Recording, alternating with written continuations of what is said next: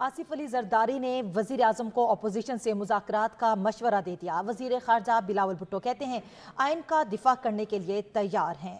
Security بحران کا بھی حل نکالیں گے۔ مولانا اسد محمود کہتے ہیں کہ ملک کے خلاف ہونے والی سازشوں کو ناکام بنانا ہوگا۔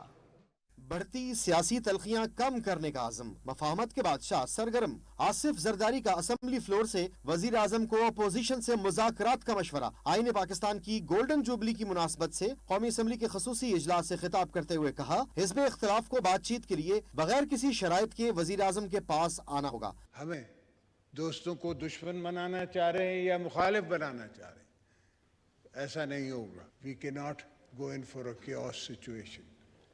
So, yes, we can request the Prime Minister for a dialogue with the opposition, with anybody he wants to, but they have to come to him. He is the Prime Minister. سابق صدر نے دو ٹوک الفاظ میں واضح کیا کہ کسی کو آئین کے ساتھ کھلواڑ نہیں کرنے دیں گے۔ انہوں نے کہا کہ بی بی صاحبہ کی شہادت پر پاکستان کھپے کا نعرہ لگایا، اب بھی ملک بچائیں گے، جب تک دم میں دم ہے جمہوریت کو چلائیں گے اور سنواریں گے۔ کانسٹیٹیوشن کو کچھ نہیں ہوگا، نہ کسی کو ہم کچھ کھلواڑ کرنے دیں گے۔ بی بی صاحبہ کی شہادت کے بعد تو ہم نے ایک ہی نعرہ مارا کہ ہم کو پاکستان چاہیے، پاکستان کھپے۔ ہم پاکستان کو بچاتے آئے ہیں اور اب بھی ارادہ ہے کہ پاکستان کو بچاتے آئیں گے، چلتے رہیں گے۔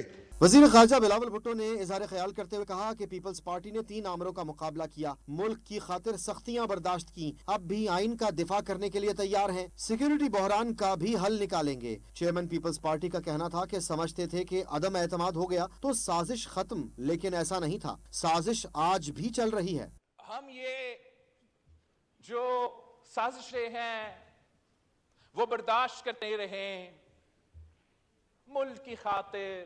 پاکستان میں جو بحران اس سلیکٹڈ وزیر اعظم نے شروع کیا، اس ملک کے تمام سیاسی جماعتیں نے مل کے اس حکومت کا ذمہ داری سونپی ہے کہ ہم یونٹی کے ساتھ اس ملک کے مسائل کا حل نکال سکیں، مگر جہاں ہمارا محنت جاری رہا